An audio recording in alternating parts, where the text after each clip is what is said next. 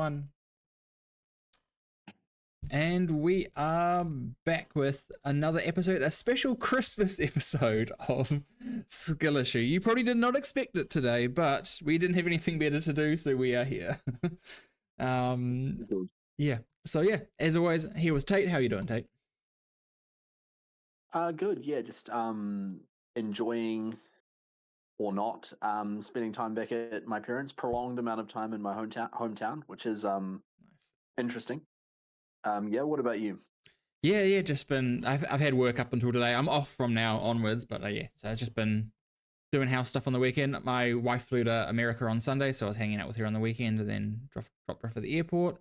And then yeah, just really boring, like doing like gardening and then work. It's a very, very exciting life I have right now. Home ownership changes you. Yeah, true. I'm going bluer by the day. But yeah, no, it's been real chill. But you know, I'm enjoying it. I'm looking forward to this time off. Going to be doing some. I bought and downloaded Space Marine 1 and 2, so I'm going to do some live streams over the next week for that. So that'll be good fun. I've never played the games. I've always been told that they're great, but never actually played them. So I was like, it's a cool excuse to like play them, and then I can say that it's for the channel. So it'll be fun. Yeah, you'll probably catch me in the live stream chat Yeah. for 6 hours straight, sitting in my childhood bedroom. Yeah. Well, I'll just add you to the stream. You can just come and be commentary.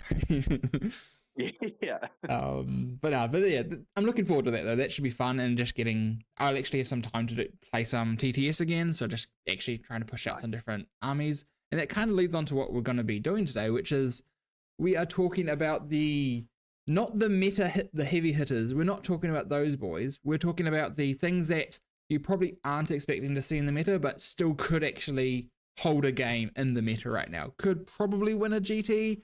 Maybe with a little bit of luck, but could hold a game mostly against like the Ultramarines, Victrix lists, and the other kind of big hitters.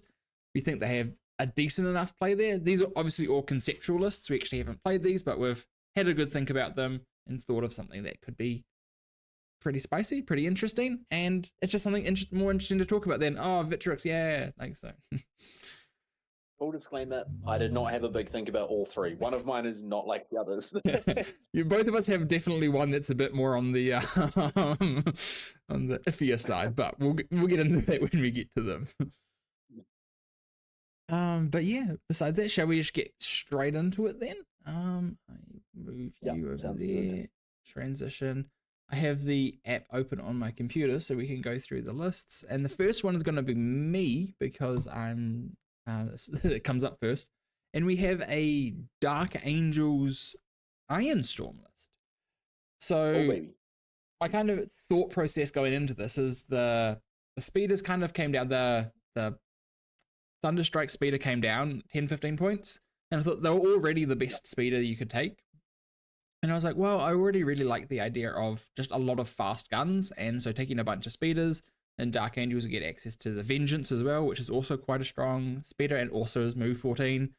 So you kind of get that extra speed there. And I was like, well, what that kind of list is lacking is like a really good melee beater to kind of keep pieces alive. And I don't think there's actually a better like single piece that you can have for that than the Lion at the moment. Because you can teleport him around, you can rapid ingress him if your opponent's getting aggressive, you can lift him into the sky and just get him somewhere else if you need. He buffs himself with his reroll ones auras. He can give you all your vehicles for Feel No Pains against mortals, which is an easy way to get rid of vehicles. So I don't think there's actually probably a better like 300 point like character. G-Man's probably close for the fact that the second oath and stuff is quite strong, but he's also not as good in melee. And he also can't be in as many places as the Lion can. And the Fight First really helps with those melee matchups as well.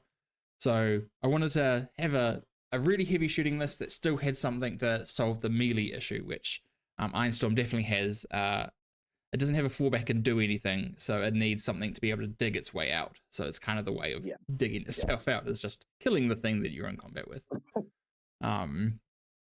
So that was kind of the concept for the list. Ironstorm has some pretty cool stratagems as well. You get access to if you get shot below half strength, you can shoot back, which is a very funny interaction with the Landspeeder Vengeances. So if you shoot a Landspeeder Vengeance and two of them can see the thing that you're shooting it with, If it dies, you shoot with the other vengeance back, and if it doesn't die, then you get to pay 1 CP, then shoot with it, and then when it dies to the next activation, the other one still gets to shoot.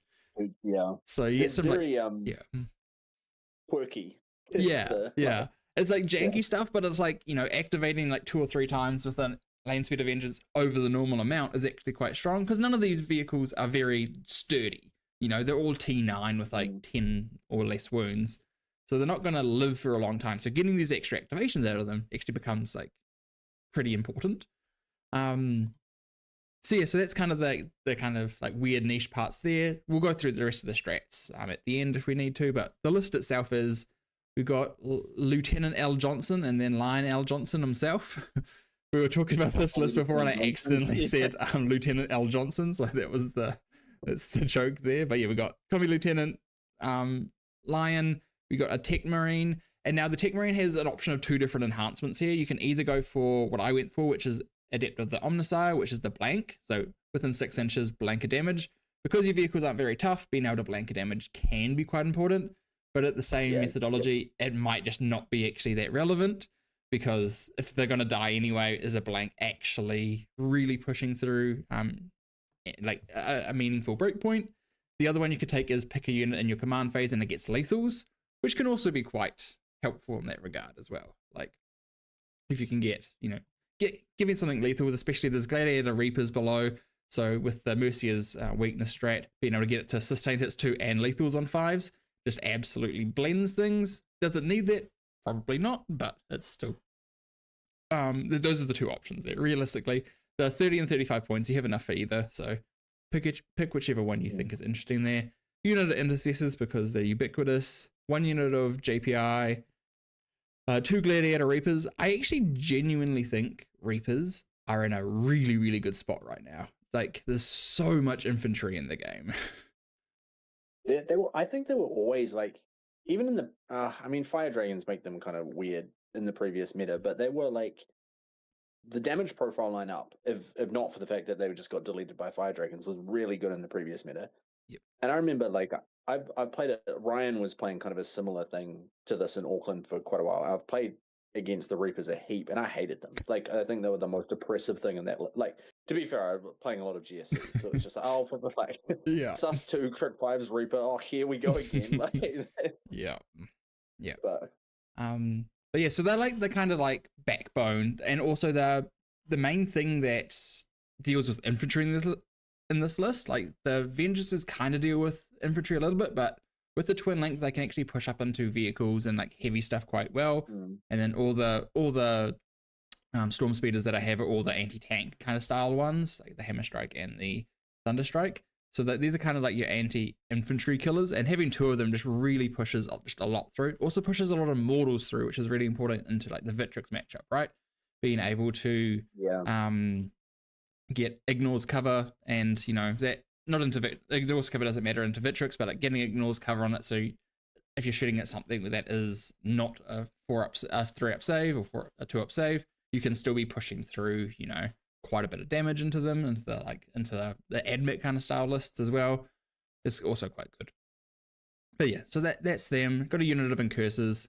Just good. Giving +1 to hit to any of your vehicles is really good.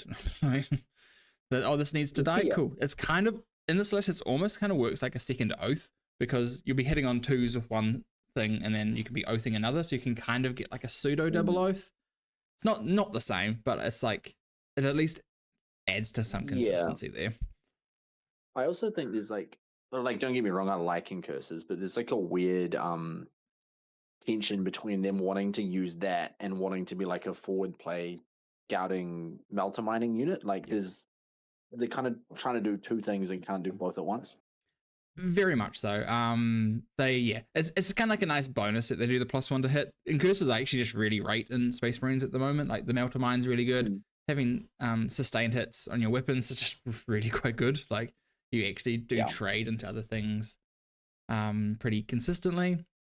And yeah, so I just really like them. The mortals at the start of any phase can really like mess up a couple of things as well. Like, oh, this vehicle's left on 2 wounds. Cool, start of the charge phase. Boop. Cool, you guys get out. Now I get to charge you. Like, you do some pretty fun things. Right. Yeah.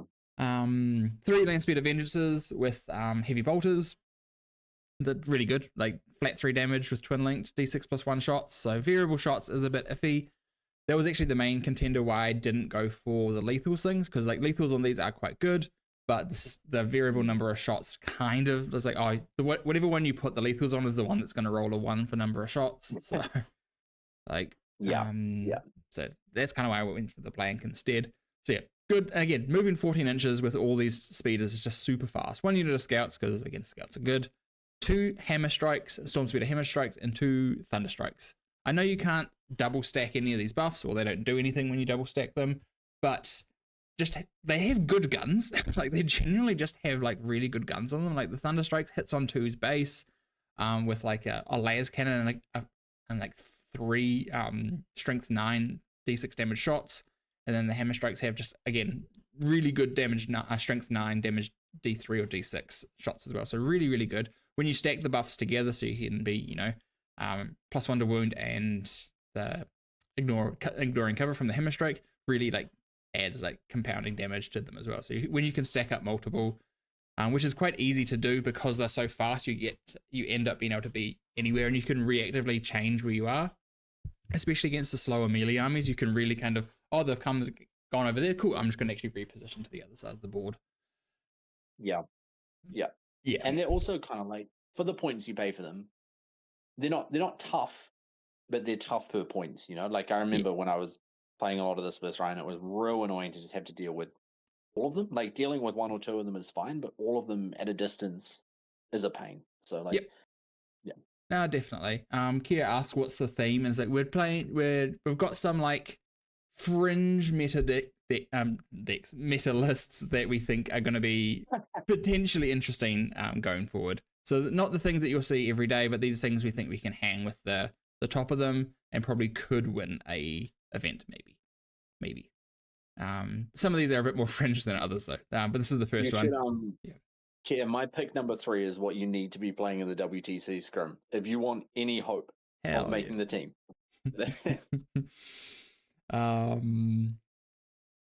But yeah, so this is list number 1. I think I think the issue that this list can get into is if you go against something that's really fast, and can tag everything, it just kind of falls apart a little bit, and that's kind of the issue with Ironstorm in general, right? Like it's just kind of playing this with Emperor's Children feels good, I think.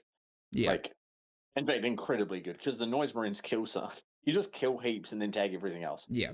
It does have good profiles at killing Emperor's Children as well, and like the Lion does help with that, right? Because like you charge something in, if the Lion can heroic, then like bad times, but you just have to charge the Lion first. So there's ways around it as well, right? Like I think in the melee matchups, you really are just trying to keep Lion in the sky and rapid ingressing him to make sure that you're keeping at least part of the board alive.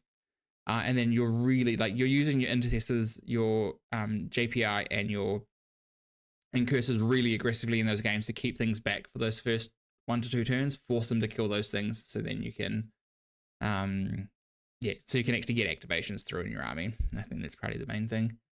Kier says not 18 Victrix, don't care. It's like, yeah, but we don't all need the crutch of 18 Victrix, Kier. Yeah, some of us are good.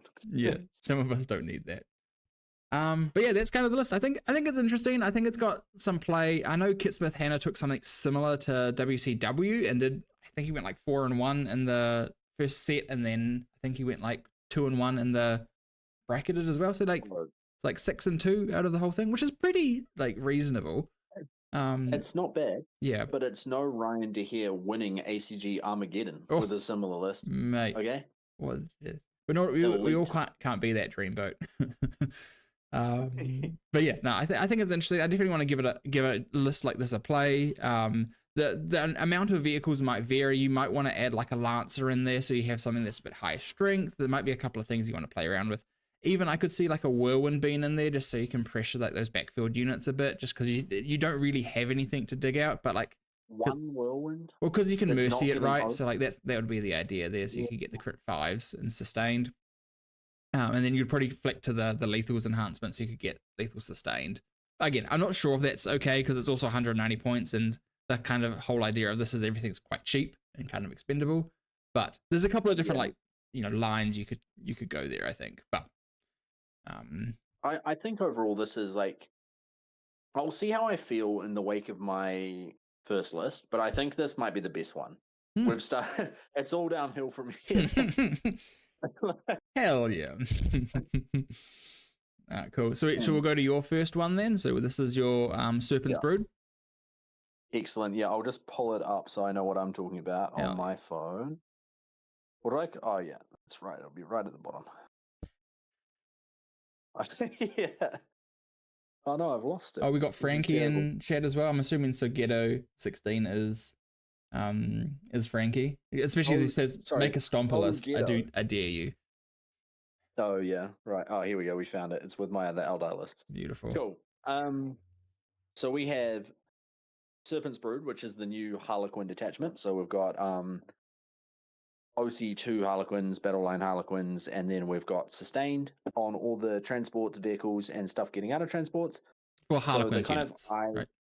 Harlequin units specific. Well, yeah, they don't need to disembark from a Harlequin transport, but they need to either be a Harlequin transport. Yeah, be a Harlequin is the gimmick. Yep, awesome. So I think this is actually possibly quite good. It has very good stratagems. Data sheets are a bit mid, but Sustained on pretty much everything really helps push the damage a little bit. So the kind of key idea is we're going sort of uninteractive trading. Like we have our little MSU trade bits that can get into weird spots, kill something, get back in the Starweaver. So the Starweavers have the little suck someone back into them at the end of the fight phase, the Venom ability. Yep. That's a way to phrase that.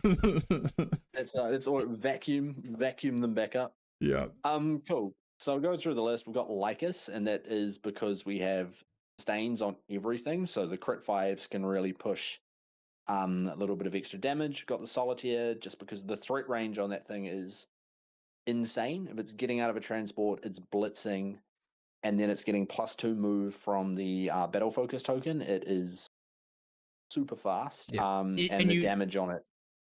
Sorry, you get you blitz in your movement phase, right? So you can get out of a transport and still get nice. Yeah, I've checked this. The blitz is in the movement phase, so you can disembark and then blitz. Yeah, cool. Very cool. So you're going out of a transport. You're going, what is it? It's like 12 + 5, 17 + 2d6, and then charging. Hell yeah. He's pretty quick. Yeah. And then he's 12 attacks with sustained hits on the charge, so he's like a marine shredder. Yeah. And in this detachment, he has access to the reactive move, which he didn't in the old detachment, and as a fights first lone op, that is pretty spicy. That's pretty cool. So we've got those two. Then we have 3 troop masters, which give the troops 6-inch piling and consolidate, which really helps with them getting the old Starweaver vacuum back into the old Starweaver suck. The old Star vacuum. So, and they also add a lot of damage to their unit.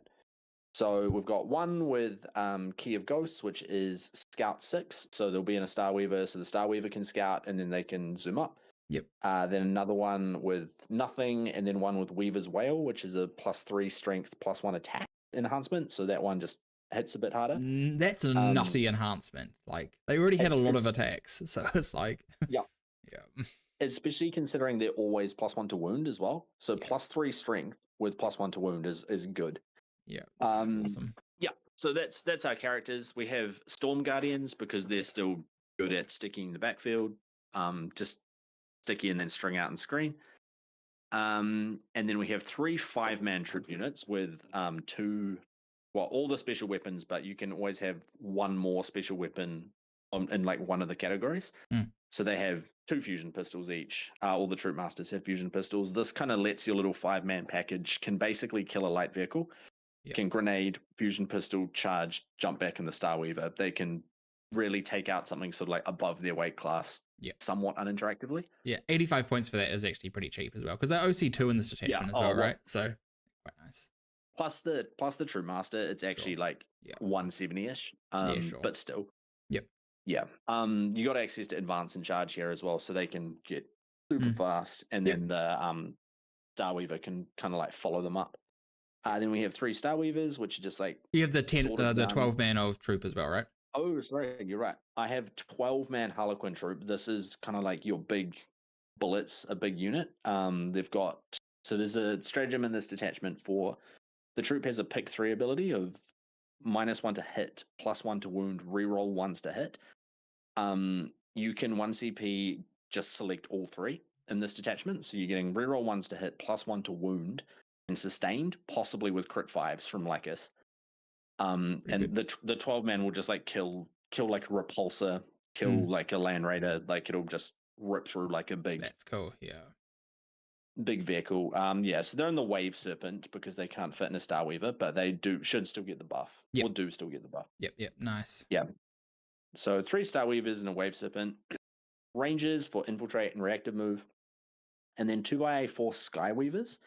So I think these are a lot better in this detachment. Not only do they benefit quite well from sustained hits, really improves their damage quite a bit, but they have access to the kind of Renegade Raiders-esque raid and fade where they can fight, and then because they're mounted, they can move, and they move 14.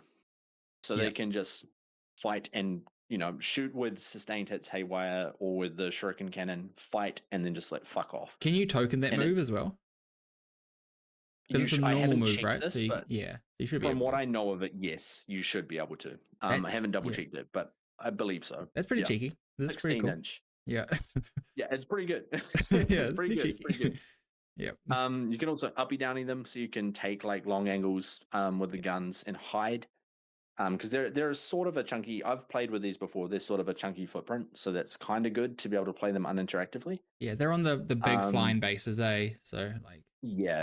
Yeah, and they're kind of a bigger model as well. Yep.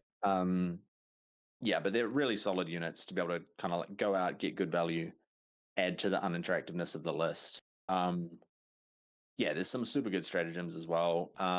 Reactive move, advance and charge, uppy downy, big damage boost on the Harlequin troops. Yeah, so it's kind of just like a bleed resources and deny primary without losing resources. Is kind of the idea here. Yeah, I really like the Lycus include because like even the 4 Skyweavers with the 4 Shuriken cannons, getting lethal sustained 5s actually just shreds things. Yeah. Like it's also good on the haywire, don't get me wrong. Like if you're shooting a tank, just sustain 5s is just amazing there. But like the lethal sustained 5s with 4 Shuriken cannons is like it's actually like it's pretty crazy. Like just shreds Marines. So you pick up one Marine unit, you charge another, and then you bounce back to your home. Like that's pretty cool. Yeah. The Star Weavers have lethal as well. So if you really need to hit a big, you have so much lethal sus crit 5s into something. And Star Weavers are open topped, right? So if you have the troop inside, you can still just like you just pistol sustained 5 fusion pistol. That's pretty cool because the troop masters also can have fusion pistols as well, right? So you get 3 fusion pistols coming out with and then 2 shurikens. Like, they actually like not bad. They fuck. Yeah. I've played Harlequins twice. Once was like a meme list versus Care where I just bet him I could table him with Harlequins and just ran at him. The other was in your charity stream event versus Ryan. Both times I expected nothing and was highly impressed. And this detachment is just better than that one. Like exactly. The only way in which I think the last one is better is the stand up a character on Death Strat was very good. Every other aspect of this one is far better. Because this one's flat 6 reactive as well, where the other one was D6. No, they're both flat 6, but the other one was Harlequin troop. Right. This one is Harlequin infantry. So you can get anything. Well, the solitaire specifically. Solitaire is really nice. There's also like I think this could be really, really like there's some really funny things you can do. I remember I played Ghosts a couple of times, and the funniest thing I did was there was the reactive move on the troop to the top of a ruin, and I was like, ha, you can't charge me now. It's hilarious. They ignore vertical distance. So you do have to make sure that you have to go up and like kind of do like a little bit of a jiggle because you can't go directly up. You have to kind of go around things. The pre-measure is weird. But like it's still very funny. When I played it versus Kier, the kind of realization he's like, if anything goes into the middle to kill your unit, it becomes unchargeable. I think he was playing like Cobb as well. Like, it's pretty funny. Yeah, yeah. But Yeah. yeah, there's some really cool stuff you can do, like the reactive move back into a transport. Like there's just so much uninteractability here. Like it's just it becomes one of those things where it's like your army's not necessarily overpowered, but you're giving your opponent so many issues that I feel like they're gonna make mistakes, and then you can capitalize on like them. Like, oh, I didn't like, not that they didn't know how an interaction worked, but I was like, oh, well, I have to give this one bad trade because I need to get rid of the reactive move. So then like they're bleeding resources. Yeah. With that strat on the Skyweavers to move 14 inches, I think like as long as you can set it up, it probably is quite board dependent though, because like to get those setups where you can actually go back to safety is going to be pretty tricky. Well, the other crazy thing, and I need to check that you can actually do this, but I think you can go flat 6 with that strat on the Harlequin troops. So you can like kill something, consolidate 6, move flat 6, get back in a transport 6 away. Pretty cool. So there's 3 6s in there, whatever that equals. 18. It's a lot of 6, yeah. That's 18-inch movement. Like, which is yeah. That could be pretty cool. Obviously the consolidate has to be towards an objective for that to really be impactful. But like there's still a lot of play there. I think this list is actually incredibly strong, but I think it's going to be one that you need to get 15-20 reps with. More, I reckon. Well, like, that was, like base where like, some armies you can pick up, sure. like Kia playing Vitrix, he could just be like, and just run forward. Like, you can't do that with this list, right? You need to be understanding all your breakpoints for damage, for when to send, when to hold back, when to play safe, when just to send a unit out. Whereas Vitrix, you can kind of just run forward. Like, this is definitely a list where it's like, it's a lot, very similar to like a Drukhari list, right? Like, it has lots of tools, but each tool has to do its job. Yes, yeah, and the whole, like the whole thing around it playing uninteractively. If it's not playing uninteractively, it is just worse than your opponent's list probably. So yeah. So you need to be setting up a lot of kind of like neat plays, which it definitely can do, but it's a mega mind list. You got a big brain the whole game. You can't just run at your opponent like this. It does have good damage. It actually does have like decent damage. If everything comes out of transports, the rerolling ones to hit with sustained is actually like funnily like quite good as well on the troop. Like it just makes them really consistent. It's really dope. I like it a lot. Yeah, that is my good list. Now we're into uncharted waters. Spiral, the pure spiral. We got a couple of chats. We got Dan Fox saying a few lists deep and still no full lists. Do I need to take my business elsewhere? No spoilers, Dan, but you may. And then Frankie was back off, Dan. My suggestion is way worse. Very good. Awesome. So my pick 2 is one that I don't think is necessarily that like anti like meta, but I think a lot of people disrespect Votann. So it's Hearthband Votann is the list that I'm running, and I literally just copy and pasted Oliver Johnson's list because it's the list that one, like I played a bunch against it when he was first formatting it. This is back a couple months back, and then he took it to a GT, went undefeated, came second, took it to a teams event, went undefeated with it, and he's still just like tearing through people and like the WTC scrims and everything with this list, like, or versions of it. It's just really consistent. This is the Grotmist attachment from last year for Votann. Yeah. So yeah, off the bat, I'm going to read exactly what it does for its thing because I always misread its detachment rule. So its detachment rules: leagues a Votann model from your army, makes an attack with a weapon that targets the closest eligible target or a target that is within engagement range of the model's unit. Reroll a wound roll of 1. If your unit is a Karl, Ironhair Hearthguard, or Uther the Destined unit, improve the arm and penetration characteristic of that attack by 1. So if you're within 12 and it's the closest eligible, you get reroll 1s to wound and +1 AP. And you pretty much always get +1 AP in combat if you're a Karl or Hearthguard unit. Like, that's a pretty good buff. It's solid, yeah. It's just as a base like buff to get, right? And like the game at the moment is very like grindy in the midboard. It's not really that like sit back and do stuff. Like you think about AdMech or like the Ultramarines lists, they're just running at you with bodies and they're trying to like win that mid-board game. Whereas this list actually like beats that mid-board plan. Like it kind of plays that control. It has pieces, but it also has the like hammer blows. But oh, I actually can beat your stat check if you just throw everything out in front of me, which is quite cool. As far as stratagems go, it has a pretty cool suite of stratagems. It has a 6-inch deep strike strat, which is just really, really nice to have. Really forces your opponent to play around it. There's 20 Hearthguard in this list. It's 10-5-5. So the 5s are really hard to screen out because they're just on 32 mil bases. And then you have the 10-man that if it can get to a place where it can hit, I think that unit pretty much kills anything in the game if it's getting the buffs. Doesn't kill 10 Scarab Occult Terminators. Not a lot does in one activation though. Yeah. Like it daily does though. Yeah. It does enough to the unit, I feel. Yeah. And then if it moves, it overwatches and does probably the rest. Yeah. But yeah, so that's a really, really strong strat off the bat. It has a fallback and do stuff strat, which is really, really important for a list like this, where it has a bunch of tools, and if you just can't just tag the Terminators down and then they can't do anything, it's like, well, actually, I'm going to fall back and now kill you.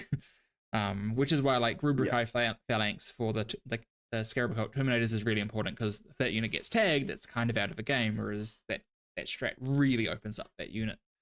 So similar kind of thing here. There's a couple of other like utility stratagems. There's a really funny one that you can get +1 damage against monsters or vehicles for 2 CP, which is like, that's pretty spicy. If you need it, like it's really quite good, you know? Like there's not a lot that really needs it, but like in a pinch, if you're high on CP, you're never going to be mad about having access to something like that. So yeah, it's just a good little like suite of stratagems there. But let's just go through the list and then we can kind of have a chat. So we have 2 Iron Hair champs, one with Iron Skin. I don't know how you're supposed to pronounce these things, like.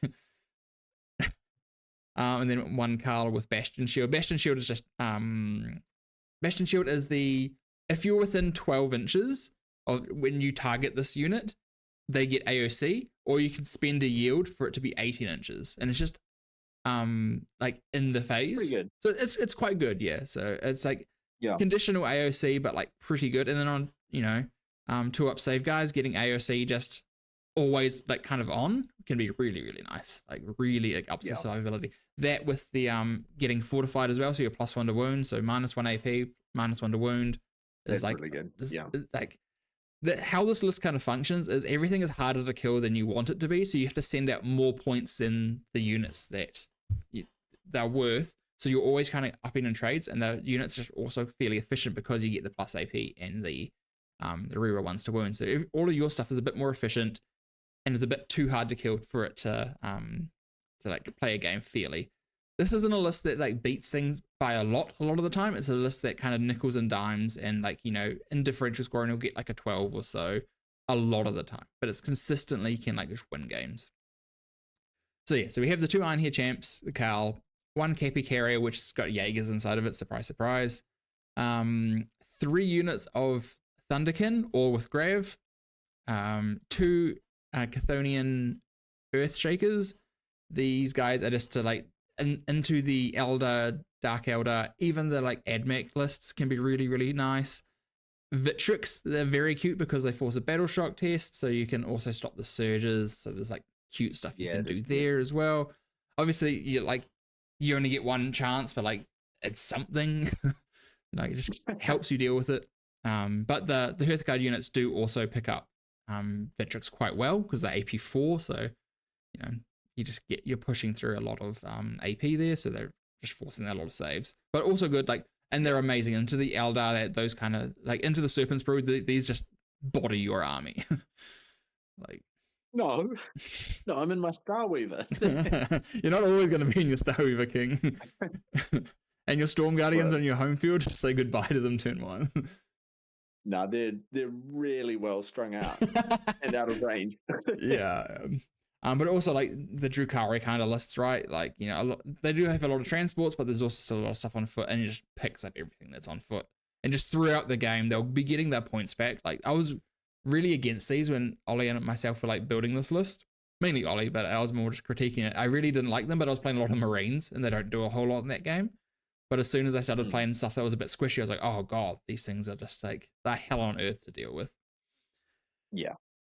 Then we have a unit of 10 and 2 unit of 5 Hearthguard. They're your Terminators. These are your big hammer bricks. You got the one big unit to really be able to make sure that you're killing stuff, and then the 2 5s, which do still hit really, really hard.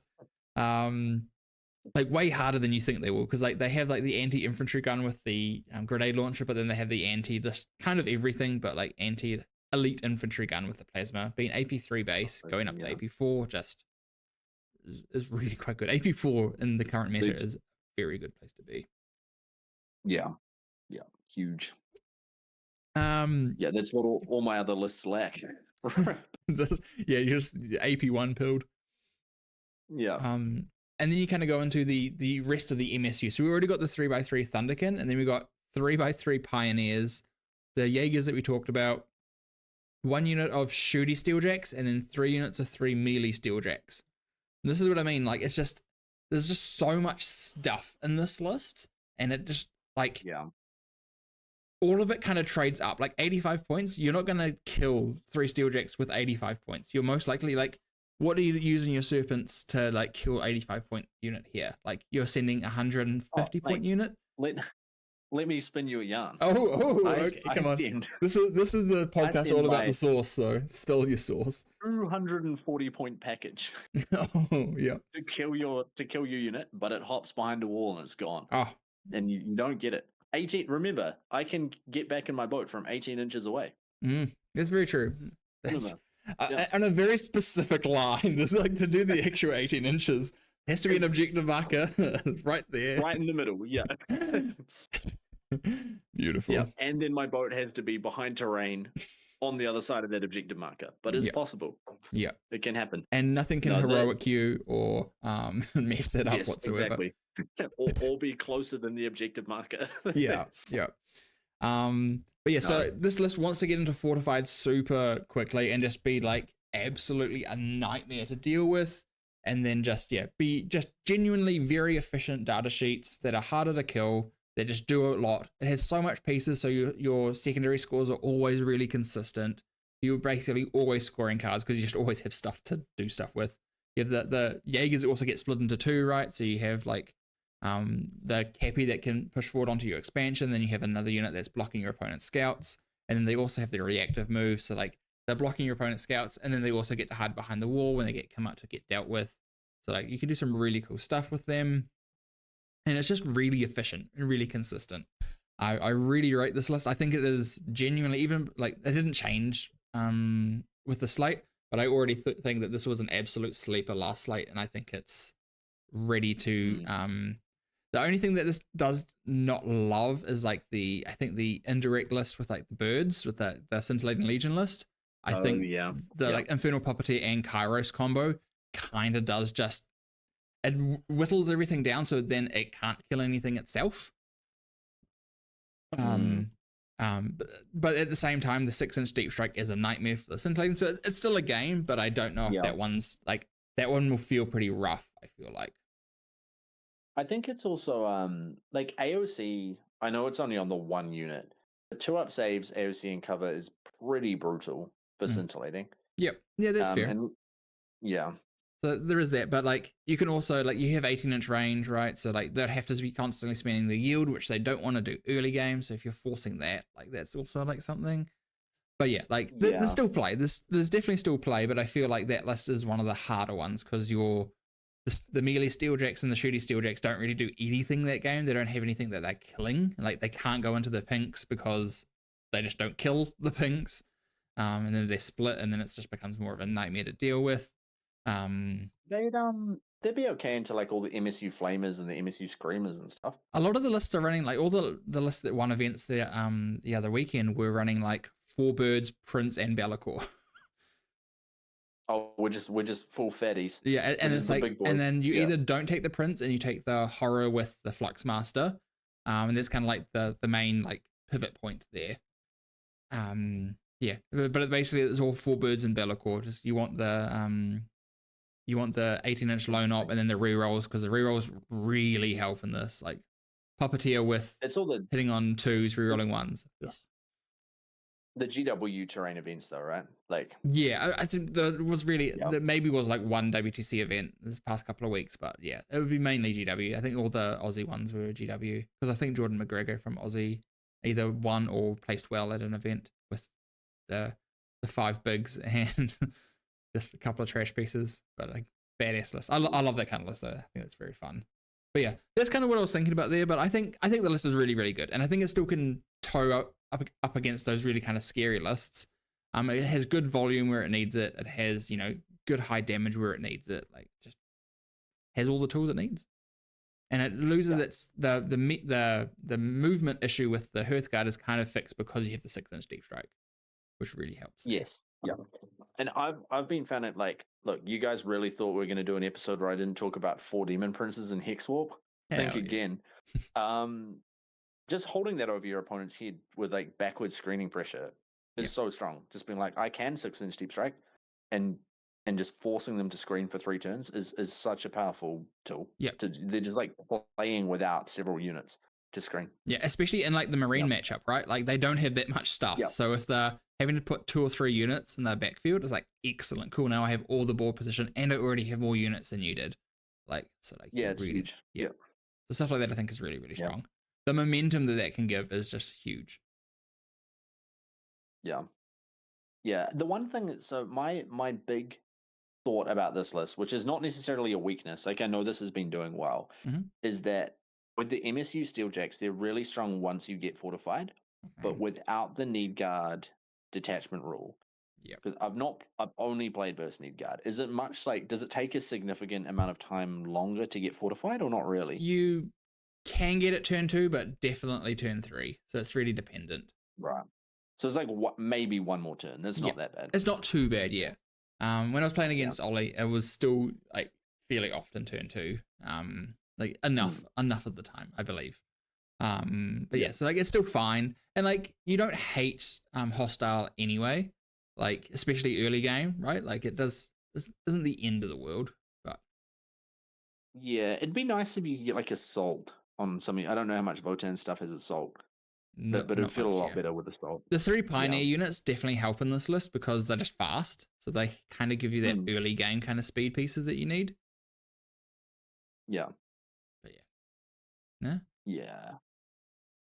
No, it's good. I think I revised my opinion. I think this is the best list. If we're not being like silly Dark Angels pulled, this is the best list. I think this list probably beats everything else on this list.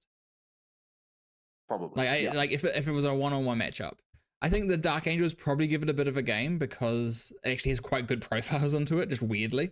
And it's all infantry based, and like the gladiators just go wee. But yeah, like I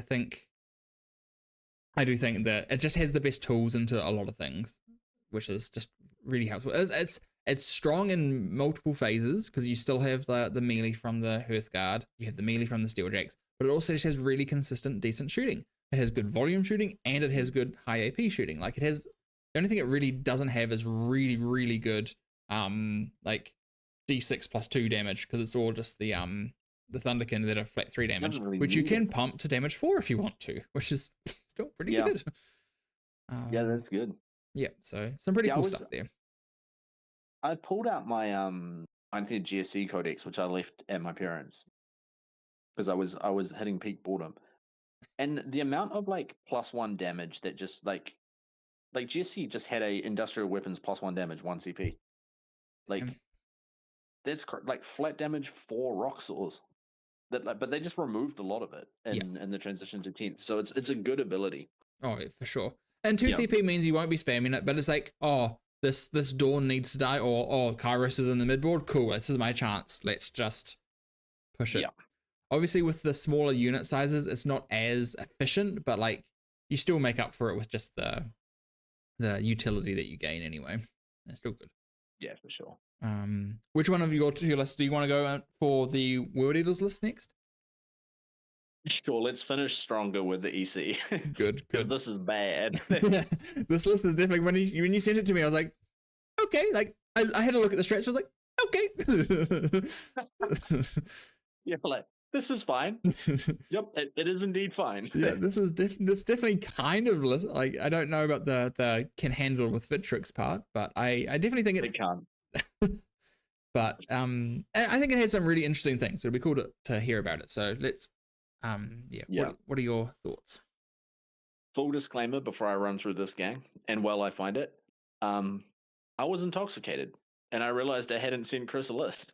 Hell yeah. Okay, so we have World Eater's Cult of Blood. So what does Cult of Blood do? Cult of Blood has got your idols. Yeah. Which are your big.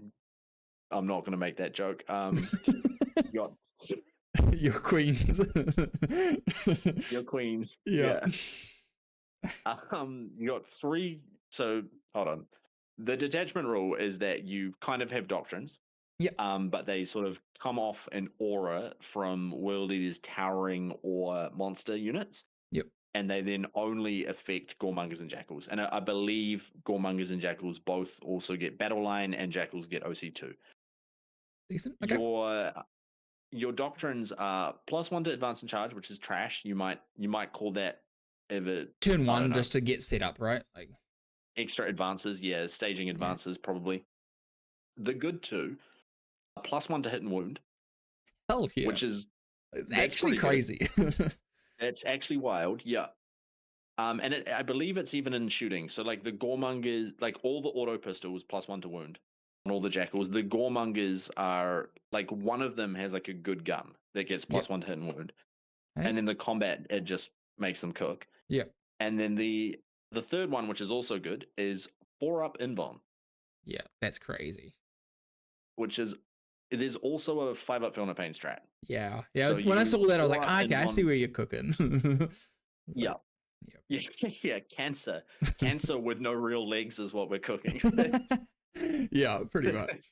Funny. Yeah, so in terms of strats that are relevant, it's got the classic like recycle a horde, so you can once per game when a 20-man Jackal unit dies, you can put that back into reserves. You've got repeat a doctrine, so you can only do this once, but it targets one of your monsters and it pulses the aura again, so cool. It can hit multiple units. Yeah. And then spoilers, I've got an enhancement on one of my demon princes, so his aura is 9 inches. So you set him up to target with this, and then you get a 9-inch aura of your repeat of either 4-up invuln or probably 4-up invuln, right? Like this is more like you probably want to stat check more often than you need the extra damage. Yeah, depends what you're going into, but likely yes, yeah. And then you've got reroll hits. You've also got if you kill one of the big boys, everything in the army gets reroll hits until the end of the game, which is a little weird. Like there's 2 ways to trigger reroll hits. Hey, yeah, it's damage, I guess. And then you have some other stratagems which are not as cool. Yep. Yeah. Oh, and the 5-up Feel No Pain that we mentioned. That's the big one. Right. Yeah, 5-up Feel No Pain I think is probably like, I'm assuming you have 20-man Jackals here, right? Like. So I got 2 20-man Jackals, effectively 3 because one will come back to life. Yeah, so that strat just is like, cool, put too much than you need to go into this, and then we try and hit you back, and then just tag you up out OCU, because OC2 Jackals is also really good. Very nice. Yes, yeah. So jumping into the list, we have 3 demon princes on foot. Hell yeah. So these will be, hell yeah. They're going to be getting loan op from, there's a lot of synergy that goes on with them. They're going to be passing out free strat. Yep. And between all of them, they'll basically be covering the whole army. It's going to be anywhere. They're going to be ensuring everything has my auras when I call the doctrines. Or I say I like I'm actually going to put this on the board. When a hypothetical player calls the doctrines, and then they get lone op from being in the middle of all these Jackals. So they're just tough lone ops that are walking around all over the place. They actually do real damage in World Eaters. Not as much as in Berserker Warband, but the World Eaters Prince does have better weapons than the other princes. Yep. Yeah, and then in terms of enhancements, we got the Warlord one has 9-inch aura, or he's got +3 inches to auras as an enhancement, which means whenever he calls a doctrine, it's 9 off him, not 6. Then we've got one with +1 toughness and 5-up Feel No Pain. which is pretty big on a footprint. So he Yep. goes to tier 11 with a 2-up, 4-up, 5-up, Yeah. and a lone op, which is good. And then a third one with no enhancement. We then got 2 slaughterbound. One of them will just be chilling with Exalted 8-bound to deal with the vehicle. Yep. The other one has an enhancement where he can lead jackals or goremongers, and then he gets, which is kind of a meme, Yeah. but he does get scout or infiltrate if he joins them. So kind of the gimmick is he can tag onto goremongers and you can infiltrate a slaughterbound. Yep. And he also gets +1 to hit, And +1 to wound on that turn, right? Like correct. Yep. Or reroll hits, etc. So you can kind of, let me actually just check if this has I don't think it has advance and charge on jackals. I am going to check, because if you could advance and charge the cult units, like infiltrate then advance and charge a slaughterbound, yeah, the jail is real. Really good. You got 3-inch fight range. You do not have. Okay, I'm deluded, but still, he's still fast. And you can still infiltrate him. Yep. So it's like cute. And you can also just leave him on his own. Like it's a 10-point enhancement. It's not like you're breaking the bank to take it. Exactly. Like when I was originally writing this, I had 2 Exalted 8-bound units. So like, or it might have been 1 Exalted, 1 regular. So the default was that they each get a slaughterbound, and then that guy can go in the goremongers if you want to infiltrate him. Yep. Which is, I think, probably better, but only open to you if you have 10 floating points. Yeah. Because you don't want to build for it. Yeah. But yeah, there's that. Then in terms of battle line, we've got 1 goremonger unit for infiltrate, and maybe getting that guy if we don't need to like info block, and if we can put him somewhere safe. We then have 2 20-man units of jackals. So the other option, I guess, with him is he can join the jackals, the 20-man, and then he can receive the 4-up. He can be like embedded with the 4-up and this 5-up Feel No Pain, and he can live longer. Like he can fight for multiple turns, and just like, oh, you tagged me, cool. And then you can 3-inch fight range, so you can just like doing things a bit easier and stuff. So it's harder to like tag the unit in different angles and like stop him from fighting and stuff. So there's some nice synergies there as well. So there's, again, it's probably one of those ones you've done very niche armies where you're like, it's very model precision importance. Yeah. I mean, my thought, it's nice. Is it great? No. Yeah. Yeah. Cool.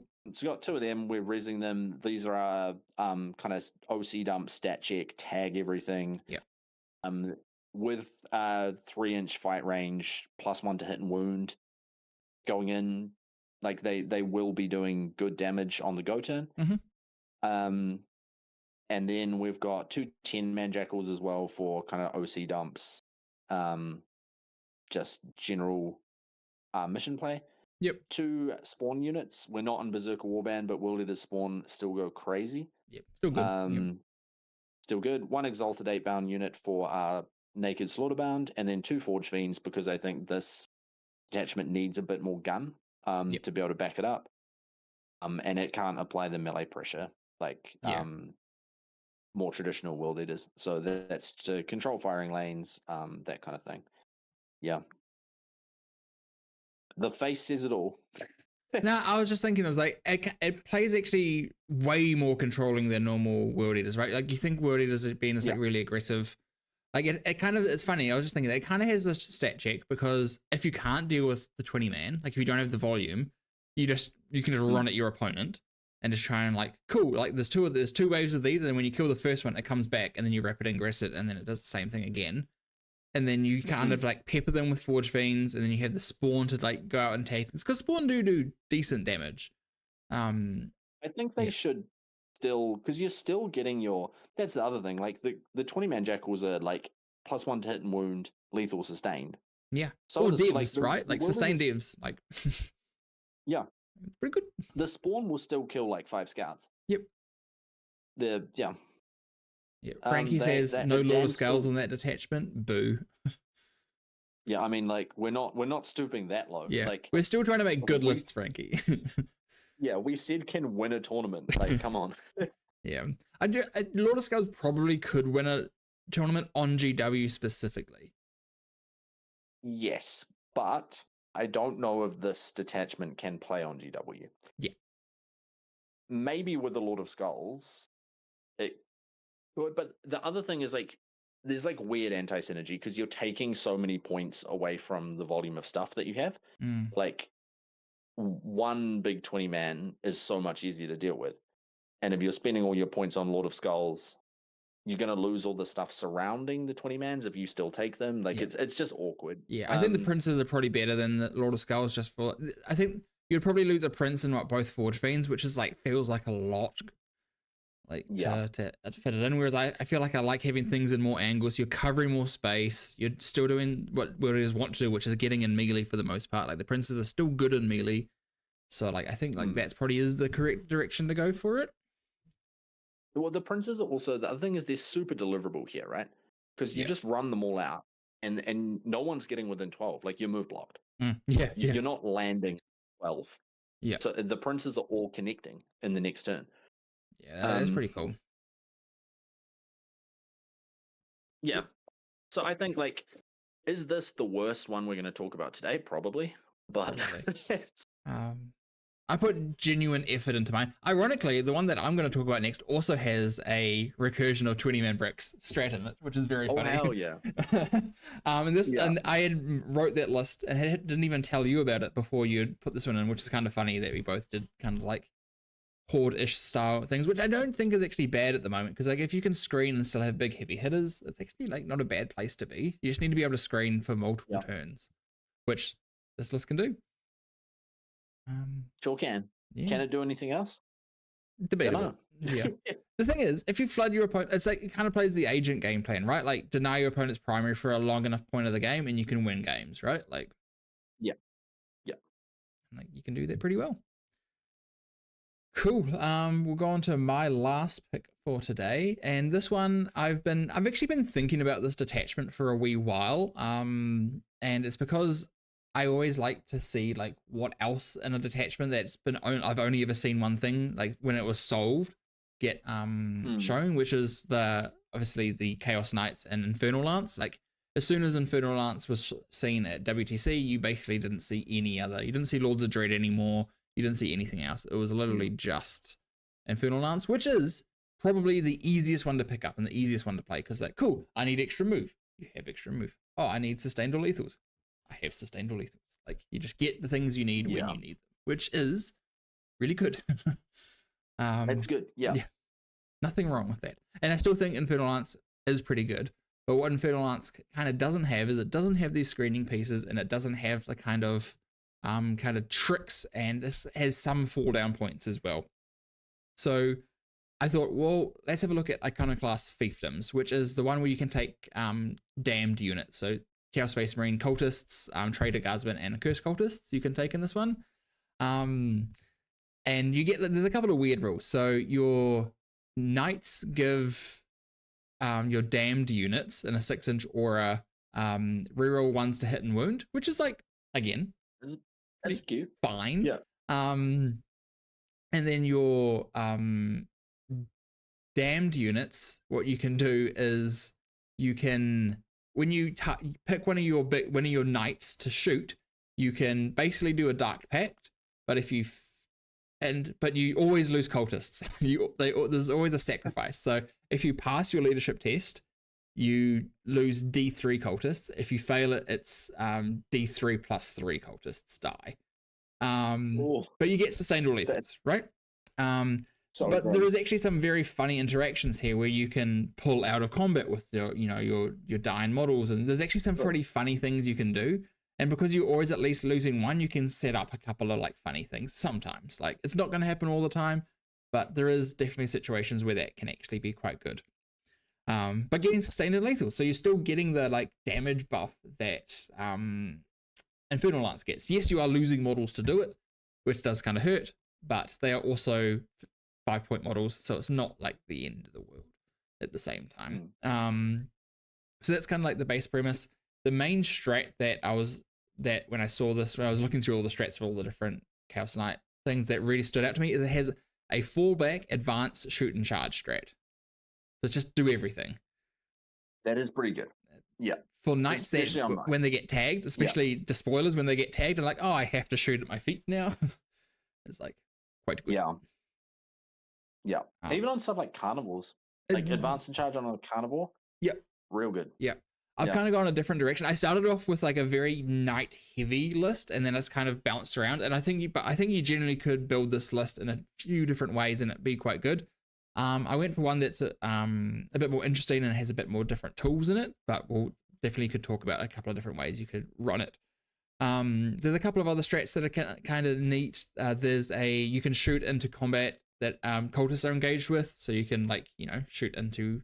So if something surges into your cultists, you can then pay 1 CP to still shoot the thing that is in combat with your cultists. The cultists do take mortals, but again, at that point, you don't really care. Which can be quite cute there. There is there anything else really relevant? Not really super sure. Oh, there's you can give your damned units lethals when something kills a big knight, so you'll never use that. And then the other important one is the 2 CP bring a 20-man or bring a damned unit back to life that's not cursed cultists. Yeah. Until you said not a cursed cultist, I was like, oh baby. Yeah. So there was a cursed cultist in the first version of this list. I ended up taking them all out because that is so expensive. You're basically trading a big knight for a cursed cultist brick, and I just don't think that's actually worthwhile. No, you can also only take 500 points of cultists or of damned units. So that was kind of like the other big break point there. Is like, well, is that actually worth it then?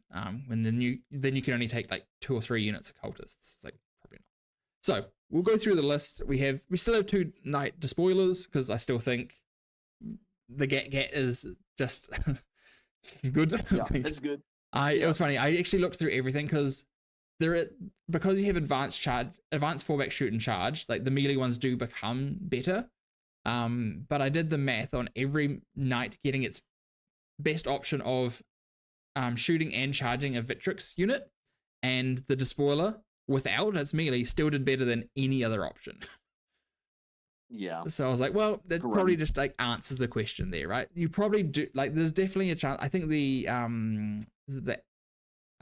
Atropos was the next best one though. So that one was the one. So also helps with the tanks. So if you're in a meta with a bunch more monsters and tanks, the Atropos was also a very good option as well. So that's kind of there. It also comes with sustained baked in, so you can always just pact for lethal. So you have sustained lethals always, which is something. But yeah, the two Gatling Knights. One has Profane Altar, which is a pretty funny enhancement. It gives you when you pact, you can choose to super pact, and you get both abilities, but you always lose the maximum amount from your sacrifice. So it's 3 or 6. But you get sustained and lethals, which is actually quite good. And the model, so if there's only 1 cultist left, you can just still use it, lose 1 cultist, and then get both buffs. So there's ways of manipulating it. Yeah, that's true. So there's ways of playing around it a little bit. Because you can use 1 unit to pact for multiple knights, and it's cool, this unit's gonna die, but that's fine. It go meet my primary. They also cultists sticky, right? So once they've kind of done their job, or you can kill the remainder of the 20-man, bring it back, and then rapid it. I don't know if you can do it the same turn. I'm not sure. We can check on that in a second, but that'll be very funny if that's the case. So I mean the next turn. You've got the dregs of the 20-man. You can deliberately kill it with the intent to bring it back and rapid it. Yeah, there probably is. It might be it might have to be an enemy unit that fights it. I'll check in a bit, but so that's that one. And then the other Knight Despoiler has Pave the Way, which gives 3 damned units scout at the start of the game, and it's not range locked. It's just in the declared battle formations. You just pick 3 units. So your 20-man and 2 10-mans just get scout 6, which is quite decent. Just to really start that board pressure early. And then my spicy pick is a Knight Tyrant here. Again, I did a lot of math here. So this genuinely could be a 3rd Despoiler, and it would be also quite good. The interesting thing that I think the Knight Tyrant has is especially the Ultramarines lists, but a lot of the lists that have a lot of either 3 wound models or a lot of tanks, is the Tyrant is so much better into -1 damage. So the double and triple Redemptor lists that are actually becoming quite popular, the Despoilers do almost 0 damage to them. Like if they AOC, they're basically taking 2-ups, like they're just not doing any damage to it, and they're only doing 1 damage. Whereas the Tyrant has taking for my next list, are you? Precisely. What I see. Yeah, precisely. Yep. No, I was mainly thinking about the Ultramarines matchup, and like you're taking 2 to 3 Redemptors or like even Ballistas, but like those kind of things are quite hard for Despoilers to actually chew through. Whereas the Tyrant can actually has a really decent chance of doing that with the Volcano Lance. It's D3 shots, which isn't the most exciting, but it is, you know, strength 20, AP 5, which is quite a like good point to be. And it's D6 plus 8 damage, right? So it's like it's quite good into the stuff at the moment. It's actually not too bad. Like the really scary things you can see. There's not a lot of invols. There is some, but like it does help in those kind of matchups. And it has like good anti-tank, which again the Despoilers don't actually have great anti-tank, so it helps in that regard. It has a 12-inch. Its ability is the weirdest thing ever. It's a 12-inch. It's the Infiltrator 12-inch no deep strike zone. I was like, what? I thought that was very odd. But yeah, which isn't actually bad though. Yeah, it's not. It is. It isn't bad though. Again, against like the Hearthband thing, just stopping the 6-inch deep strikes. Like there is stuff there. Like it's not good, but it's something. Thrallband. Yeah, the you've got 4 Demon Prince's number. Yeah, that's terrible. So it's got the tickers there, but yeah, it's got good guns. And I've also got the other best enhancement. There's actually pretty good enhancements here. It's a 6-up Feel No Pain, which is genuinely quite good. And then ignore all movement, advance, and charge penalties, which is very funny because like none of those proc on monsters and vehicles. Yeah, none of them work. Yeah. The only thing that does is the charge strats. A lot of the charge strats, the -2 to charge, that doesn't work. But the Night Tyrant doesn't have any good melee, so you're not probably going to charge it anyway. But But the 6-up Feel No Pain is worth it. Was that sorry? Yeah. I was just saying, but if you wanted to, you can't when they're -2 to charge you. Yeah. Get fucked. Yeah, exactly. So like it's a nice added addition, but like I think it's like it's got good guns. I think it's actually quite interesting. Now that Spoilers went up another, I think 15 points, there are only like 10 points difference. And I was like, I think it's worth trialing it out. It's also a bit taller, which is kind of funny because like, you know, just being able to get some different angles and stuff like that can be quite important. It also has longer guns as well, which, you know we do always like the long guns here. But yeah, so so those are the big knights. And I did start this stuff with multiple carnivals because I agreed that the carnivals with advance and charge is actually just really, really obnoxious, but ended up changing them out. And what I swapped in was blue horrors. And then I've got 1, 2, 3. So it's just 3 units of 10 cultists and then 1 unit of 20 cultists. So the 20 is the one that you want to bring back most of the time. There'll be very niche times it's not. The main thing that these guys do is they screen. Oh, there is also a weird reactive move strat in this, whereas if an enemy unit ends within 9 inches of a Chaos Knight, a damned unit within 6 inches of that Chaos Knight can reactive move, but they have to end that reactive move closer to that enemy unit. Not close as possible, but just closer. So there's like weird things, but it means you can like block out like the front of them and stuff. So there's cute things you can do with it, but the damned unit doesn't have to also be within 9, so it can be behind the thing, so you can like send them forward to then be able to heroic them. So there's like some like niche scenario things that can like come up to do stuff. So like, yeah, it's a weird one, but like it could come up, especially on the 20-man. Having a reactive move is quite good. Because you only have to end closer, so one model can like end closer on an angle, then the rest like swing back in a weird shape or something. Right, so it's unit closer, not model by model. Yeah. The unit has to end closer. Yeah, and then we have Kairos. This was the ad that I thought was quite interesting. 1 Vector, I think really strong in the current meta. Gaining CP so you can be spamming strats. One thing that this list has access to in Chaos Knights is grenades, so you can tank shock and grenades, which is actually like a significant amount of damage, right? Like. So, and then Kairos' indirect is just also quite good. His direct fire is really good, but the 3 damage indirect can really just force some armies out earlier, which is really nice. And then one of the cultist units got upgraded to Trader Guardsman because I had the extra points. So Trader Guardsman just get 3 special weapons, so they get like I think it's like a grenade launcher, melter gun, and a plasma gun. and they get rarer ones to hit and wound. So like they're slightly more consistent. But it was right. Like they're also OC2 where cultists are OC1, so like that's kind of nice. So you can like flip an objective a bit easier with them. I thought like I had the extra points. Be interesting to try them out. Yeah. But I genuinely think this list is actually pretty interesting. Like Kairos has like adds to the stat check with the 3 bigs. And then you just have a bunch of bodies to kind of like move block your opponent. The scouts really helps with getting that board position early. The blue horrors have infiltrate, so you can still like make sure you're getting your scout moves off as well, which is quite nice. Yeah, and it's kind of it does the Infernal Lance stuff in a different way, but it gets access to really different tools. Yeah. I mean, I think the big issue that screams out to me is the lack of ignores cover from Infernal Lance. Like losing out on ignores cover is rough. Yeah, that is the harshest thing. There's no damage strats in fiefdom, which really hurts. You're paying a bit for the access to fallback and shoot effectively. The fallback, shoot, and then charge is cute as well because it means you can like kind of get quite far around things. So you are paying a bit for that for sure. But you're not losing out on damage in any other ways. And it's kind of why I also didn't care for the 3rd Despoiler, because I'd rather have like higher AP, which is why I went for the Tyrant for that same reason. Just because like the Tyrant being AP2 to 3, depending if you overcharge or not, just helps a little bit there as well. And also just being a different damage profile, being damage 3 instead of damage 2. Obviously way less shots. But I agree. I think Infernal Lance is still very strong. But I think that this plays, for a singles meta, I think this plays in a way that you can edge out games that definitely were probably losses into Infernal Lance, into draws or like slight wins. Yeah. Which is kind of like, we're building these lists for singles.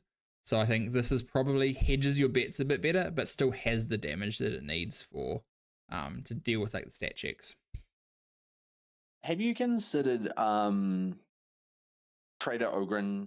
Like the Ogryn Enforcer? Yeah, so combo? genuinely, there's 10 points left in the list. I genuinely almost just swapped one of them out because it's also a damned unit, so you can like recur it as well, which is the funniest thing you could do. That is funny. Yeah. But it's definitely that unit is quite good, and you have 10 points left over. So like one of the cultists, because it's 55 for a Trader Guardsman, Trader Enforcer, so you could swap one of those out for sure. The annoying thing about Kairos, I think Kairos really works in this list quite well, but you do have the tax of blue horrors. Like you need an infiltrate unit anyway, so like you're only being taxed like 60 points, but it's still like a 60-point tax. It's still another damned unit. Yeah, exactly. And you could definitely take those out. You'd need Nurglings, so you'd still need to be adding in that unit, that 50-point unit of Nurglings. But then you could grab 2 Carnivores, which is literally what the list was beforehand. And then I think that is also quite a good way of playing as well. Like I think you still get access to really fast, good hard hitting units that can threaten your opponent early, and then you just have the good damage part. But it's just depending on how you want to play. I think Kairos kind of taxes your opponent a bit more with its indirect and then with the CP as well, and also gives you more CP, so you can be a bit more willy-nilly with stratagems. Like the Tyrant really loves just being able to CP reroll a number of shots. So like just having access to more CP so you can just more freely do that is quite nice. Yeah, I saw Dylan slotting him into a few of his CSM lists as well. It's interesting. Yeah, I think it's worth testing. Yeah, for sure. Yeah, I've written a few T-Suns lists with him in, but I always I get to the point where I'm just like, nah. Like I write it and I'm like, never gonna play it. Yeah. Like Pyros is good, the strats are so bad. It's just Yeah, for Change Host. Yeah, because you can't put him in any other T-Suns list, eh? Like he can only go in Change Host. Can't. Yeah, you need Change Host or no demons. Yeah, that's lame. Whereas like I even CSM, I feel like it can be kind of hard to slot him in, but this I feel like is like a natural kind of home for a demon because you already got a bit of the stat check, so you kind of still go into like the demon's vibe in a degree. But yeah, I think it's interesting. I think it's not necessarily worse than Infernal Lance. I don't think it's better, but it does something different. So yeah, but I thought it was interesting, and like when we're trying to think of things that aren't like the meta lists, or things that we think are naturally going to be good, it's quite hard to find things that were like quite out there. So I feel like this is definitely something that it does fit that range. Yeah, everybody gets one super out there pick. I feel Yeah. like I think mine is the most. I got one like good, one solid, and one just like crazy off the wall. Yeah. Psychedelics. Yeah. Yeah. I don't think mine's that far, but it definitely is reaching. Yeah. Yeah. Cool. Do we do your last pick then? We sure do. Hell yeah. Dan Fox, buckle up. Buckle up. My list is called Carnival of Anything Except Flawless Blades. Hell yeah.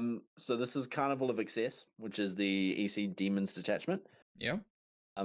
So what you get for this is you get Demon starter sheets, which in EC is actually kind of good because they don't have a cultist equivalent. They don't have like a trash sort of unit. So you will notice that I am essentially just playing Demonettes.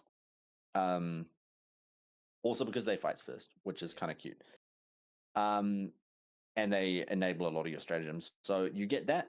And then the demons and the Emperor's Children, when they're near each other, give each other sustained hits. So it doesn't matter that much on the demons. In fact, it barely matters on the demons, but on Noise Marines, on Infractors, and on Demon Princes, it's big. It's still, I would really love a Cacophonist in this list because crit fives being near a demon. Because the caveat to that being, if you already have sustained hits, you get crit fives. Yep. So the Cacophonist giving the Noise Marines sustained hits and then them being near a demon and getting crit fives, I will love that, but not quite enough points. I thought the third Demon 8 unit was more important. Yeah. So you get that, and then you get a whole heap of jank. You get pick up Demonettes and then 6-inch deep strike them the next turn, and they can charge. That's the weirdest 2CP strat I've ever seen. It is bizarre, yeah. But niche, like, it's good. It's really good, yeah. It's actually good, yeah. It combos with another funny one, which is the double charge stratagem, which I'm gonna pull out to read. Yeah, I'll bring it up as well since I can. So it is if a demon's unit destroys an enemy unit, one Emperor's Children unit within 6. So this is in the fight phase. Yeah. So bearing in mind your Emperor's Children unit could have already made a charge to be where it is, can declare a charge. And if it hasn't fought, it can fight. So you can like slam both your units into one thing. The demon's unit kills something, and then the Emperor's Children unit can charge again. That's crazy. So you can like charge twice. Yeah. And then you have a 6-inch pylon and consolidate as well. Yeah. That strat's even funny if you just needed to tag something. Like, oh, you don't have fallback and shoot. Like, you're like, cool, I've already fought. Oh, well. Whee! And you just send it. Like, but pretty good. The crazy thing is you can get, like, the getting onto points potential as well is nuts. Yeah. Like, double charge, and then, like, if you can fight again, you can then consolidate 6. Like, it's just, you're going yard. I think I'm actually going to put this on the table. Then you've got an advance and charge, fallback and charge for a demon's unit because they don't get your army rule. Yeah. Thrill Seekers, Thrill Seekers doesn't care if demons charge something, right? So you can always charge demons and then a Thrill Seeker unit? I believe so. Let me check that. That is a great question. Because Thrill Seekers just cares if another Thrill Seeker unit is basically... another Emperor's Children unit, which the demons are not. So, oh, beauty. Cool. Yeah, they're Slaanesh. Cool. Yeah. That's quite. So it makes that strat a lot easier to pull off. You don't have to have normal moved both. You could technically have advanced both and spent the CP for the strat to advance and charge. Yeah, that's quite cool. Yeah, so that is good. And then you got -1 to hit, which is mid. The weird Demonettes one, and you got regrown models on a demon's unit. Yep.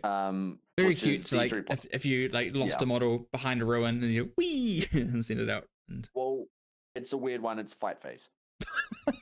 Okay. Good. It's bizarre. Oh, that's But- funny. But let me spin you a tale of regrow D3+3 models, then 6-inch consolidate. I'm here for it. I'm here for it. It's Yeah. weird. It's weird, But it's not bad. Like, it's not bad. Yeah. Okay. Um. Oh, that's actually quite yeah, cool. it's That bizarre. is it infantry for that that second double charge strat? Is it infantry locked? I do not believe so. So you could charge a winged demon prince in, do your mortals, finish it off with the demonette unit, and then recharge and do mortals again. Hell yeah! You sure can. That's cool. Or you That's can really use- cool. Yeah. The demon like they don't get a lot of support from this detachment, but that is good.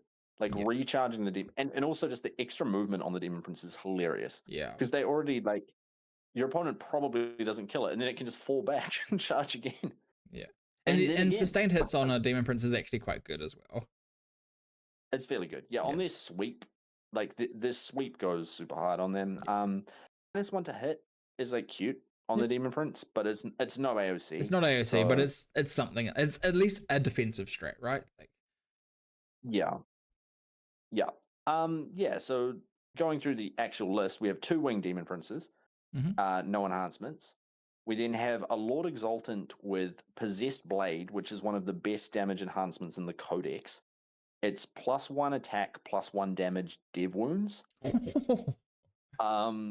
So when you're bearing in mind that this guy already has Lance, already has lethal and reroll wounds, and is getting sustained, this man is like 9 attacks at 8/3/3 Lance reroll wounds, dev wounds. that's crazy. That Or game, 7/3/3. that's sick. Yeah. That's cool. That's very cool. With sus lethal. Yeah. Yeah. So he's crazy good. And then we have another one with Dark Blessing, which is I think just a 3-up invuln because I had the points. What I really wanted was Warp Stalker, which is auto advance 6 and move through models. Oh, nice. Yeah.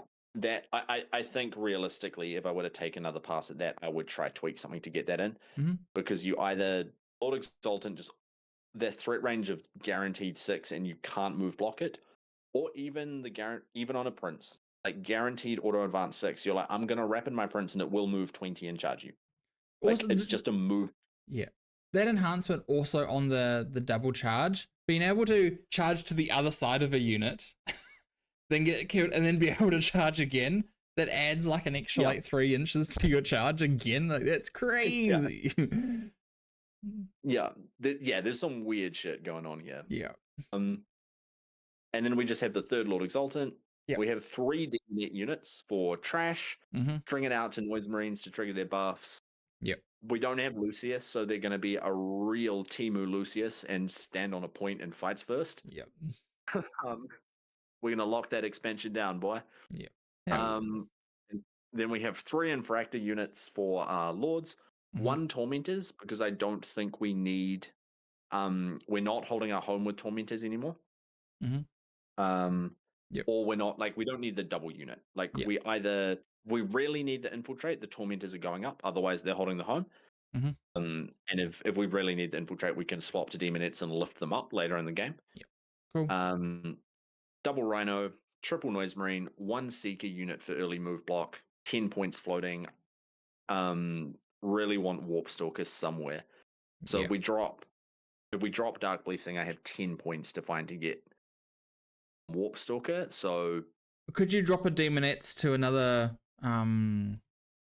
Seekers? oh, that's a genius. This is why you don't write lists intoxicated. My God. So if we did that, so we'll do a live edit, eh? If we do that, Yeah. That's it. and then we That's us. get rid of Dark Done. Blessings and turn it into Warp Walker. Oh, Walker. and now we're 2,000 points on the nose, and then we can do our silly charge shenanigans. That's actually really good. That's a nuclear like good set of enhancements. Those 2 enhancements, Possessed Blade and Warp Walker, like Really good. I don't Yep. pass a damage threshold, now I do, and then you're move blocking me, no you aren't. Like No, two, you like, aren't. the, Yeah. the 2 of the big issues. And being able to walk on one side and then do the double charge thing on the other side as well, so you can break through screens on two sides, is also really good. Yeah, That's really cool. Yeah, I'm really undecided on whether I want that on Prince or Exo. I think Yeah. Exo is probably better. They're both very interesting. Like it is. I think Yeah. that'll be a testing thing. Is you'd play a couple of games and just see where it sits. Yeah. Because for you don't sure. care about the movement in the movement phase on the Prince, so you're losing out on that, but you gain it in the. Actually, No, you do. I think the thing with the Prince is the rapid becomes so threatening when he's moved 20. That's yeah. the thing. Yep. Like you can just like reliably, because like the amount of times I've playing Koiteri rapided a Prince in the middle, rolled his advance, being like, oh, it's the 5, we're gonna flip your home. Yeah. Whereas with this guy, it's just like screen the middle or your home's gone. Yeah. Like yeah, that's pretty huge. Yeah. Yeah. Okay. Cool. Yeah. Yeah. That's pretty annoying actually. Yeah. Yeah. No, very cool. Also, this is really niche, but like really neat. I was supposed to say neat the first time, and then I said niche. But you know, I think this is really neat. It is both, so it does work out. Yeah. You've taken like an army that's already like I think really well positioned and trying to find like a different angle of attack with it, which I think really helps in singles for like the Brewers' advantage a little bit. Taking something that might even be somewhat known, but taking it so it works in a different way really like can really help with like winning tournaments, right? Like I think that was half the reason why I did well with Wrath of the Rock, right? Like people just didn't understand how that army worked and how much more durable the -1 to wound actually affected it, right? They just thought I was marine bodies and they're like, oh, okay. And then they put out marine bodies with killing stuff and it didn't kill me. And they're like, oh no. Like that's, I feel like this is kind of similar in that regard. It's like, oh, it does this thing. It's like, oh wow, it actually did that. Cool. And like, it's like, oh, like I can screen out EC. That's easy. So cool. Sorry, mate. No, you cannot. Anymore. So like stuff like that, you know, like you're playing it, you're shifting the paradigm of the game. And I think this, out of all the 6 lists, I think this one does that the best, where it's like take something that's proven to be good. Yes, it might not be the strongest. Like I think Court and Coteries are both definitely stronger than this, but because it's doing something different, it makes it stronger in a different angle. I think this also punishes mistakes harder, is what this does, because you fuck up your positioning and you're like, right, we're lifting our Demonettes, and then Warp Walker boy goes for a big run. The Demonette's 6-inch and charge, and then slingshot Warp Walker into like, I don't know, an important unit, a key piece, your home on linchpin, anything like that, and it's just like, you know, they're just going like across 2/3 of the board when you don't expect them to. Very fair. Yeah. Very cool. Very cool. Well, those were our 6 incredibly competitive, going to be the next 6 meta lists you see in the open. But realistically, I think what they were lists that are contenders. Like all of those lists, you could probably play. Maybe not the Blood Cult one. I think the Blood Cult one was maybe a stretchy a little bit. Hey. Yeah, maybe. Yeah. But I think the rest all like have a bit of legs. Like, and I think the Fiefdom one again probably needs to play a little bit. And the list might just need to change, right? Like, but I think all those are pretty like they're all interesting. They all do good things. I really like the Serpent's Brood list. I think that actually might be the one that could do the best in any format as well. I think it could just genuinely be very, very strong once it's like solved. Like the list might change a little bit, but I think that detachment might actually be very, very strong. It's got legs for sure. Yeah. Cool. Well, do you have anything else you want to talk about, Tate? No, not really. Yeah, I guess. Look, if people are still interested in the feat tier list, I heard whisperings. We can do that for our 1 year special. We're already like 3 months in. For our 1 year special, we can amp up to a feat tier list, or maybe before like an event. Maybe since we're probably doing NZTC as a team, if we can get together before the event, we could do a live feat tier list. Yeah. Or team shirts where everyone gets their faction's feat of choice. Oh, on the powerful. shirt. With objective markers and everything. What objective markers. That would be That's hype. terrible. I'll be down. Oh, funny. Yeah. But no, we'll definitely put it on the cards. I think it'll be very fun. It'll be on a week where we want something fun to do that's a bit more lighthearted. I think that'll be great. Yeah. But yeah, I think next week we're gonna do our goals for the year, since it'll be just on the new year. It might have to be at a weird time, or it might just be delayed by a week. We might just have to take next week off, depending on things.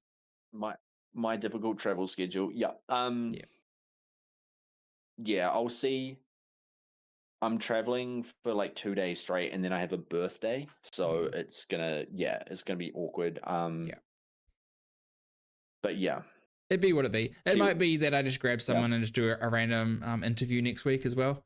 Try and get one of the event organizers on, and we just have a yarn with them or something. But we'll see. It's a hectic time of year for most people, so we won't promise an episode next week. But if our first week off is New Year's Day, I think that's probably okay. it is probably permissible. Yeah. Yeah. No, exactly. Well, otherwise, thanks everyone for watching. We had quite a bit of chattering from Frankie and Dan and Kier in the chat, so thank you guys for that. Otherwise, we'll catch you all next time. Yeah. Cheers.